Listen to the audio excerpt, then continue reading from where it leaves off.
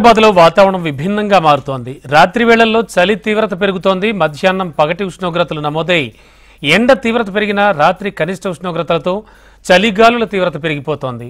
పలు ప్రాంతాల్లో సాధారణం కంటే తక్కువ ఉష్ణోగ్రతలు నమోదవుతుండటంతో చలి తీవ్రత పెరుగుతోంది. తెల్లవారుజామున ప్రధాన రహదారులను పొగమంచు కప్పేయడంతో వాహనాలు ముందుకు వెళ్లేందుకు కూడా ఇబ్బందులు పడుతున్నారు.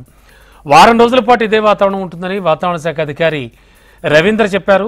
మరి రవీంద్రతో మా ప్రతినిధి సుప్రియ ఫేస్ టు ఫేస్. వాతావరణ అధికారులు ఉన్నారు. సో దీనికి సంబంధించి వాళ్ళని అడిగేద్దాం. సో చెప్పండి, మార్నింగ్ టైంలో చూస్తే మనకి హెవీ ఫాగ్ కనిపిస్తుంది కదా, 6 o'clock అరౌండ్ 7:30 వరకు. మధ్యాహ్నం టైంలో చూస్తుంటే మనకి ఎండలు బాగా కనిపిస్తున్నాయి కదా. అంటే ముఖ్యంగా ఈ 3-4 days నుంచి అసలు ఫాగ్ కురవడానికి రీజన్ ఏంటి?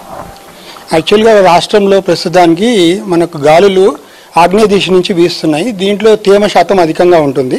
ఆల్రెడీ మనకు సర్ఫేస్ అంతా చల్లగా ఉండడం వల్ల ఈ తేమ గాలులకి చల్లదనం తోడవడం వల్ల మనకు సర్ఫేస్ లెవెల్లో క్లౌడ్ ఫామ్ అవుతూ ఉంటుంది. దాన్ని మనం ఫాగ్ కూడా అంటాము.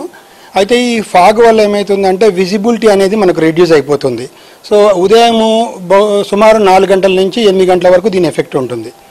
సో ఏంటంటే ఈ ఫాగ్లో ఉన్న వాటర్ డ్రాప్లెట్స్ ఎయిర్లో సస్పెండ్ అవడం వల్ల మధ్యాహ్నం ఏమవుతుందంటే మన సర్ఫేస్ నుంచి వెళ్ళే లాంగ్ వేవ్ రేడియేషన్స్ని అబ్స్ట్రక్ట్ చేయడము, దీనివల్ల అవి కూడా కొంచెం హీట్ని క్యాప్చర్ చేయడం వల్ల వాతావరణంలో మధ్యాహ్నం పూట కొంచెం మ్యాక్సిమం టెంపరేచర్స్ కూడా రేజ్ అవుతున్నాయి. రాష్ట్రంలో సుమారు 30 నుంచి 34 డిగ్రీల మధ్యలో గరిష్ట ఉష్ణోగ్రతలు నమోదవుతున్నాయి.